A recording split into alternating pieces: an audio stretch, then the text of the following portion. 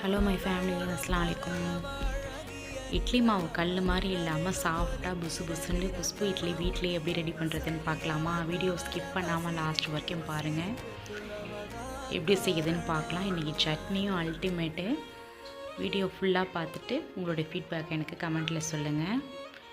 வாங்க வீடியோக்குள்ளே போகலாம். நான் இன்றைக்கி ஒரு படி இட்லி அரிசி எடுத்திருக்கேன். இது ரேஷன் அரிசி தான் எடுத்திருக்கேன், குண்டரிசி. அதில் தான் நம்ம இன்றைக்கி இட்லி மாவு அரைக்க போகிறோம். நான் இன்றைக்கி படியில் தான் அளந்து போட்டிருக்கேன். நீங்கள் டம்ளராக இருந்தால் 5 டம்ளர் குண்டரிசி இட்லி அரிசி எடுத்துக்கோங்க. இது காப்படி மெஷர்மெண்ட்டு. இது எல்லார் வீட்லேயுமே இருக்கும். இல்லாதவங்க 1 டம்ளர் மெஷர்மெண்ட் பண்ணி போட்டுக்கோங்க. நான் இன்றைக்கி கருப்பு உளுந்து தான் எடுத்திருக்கேன்.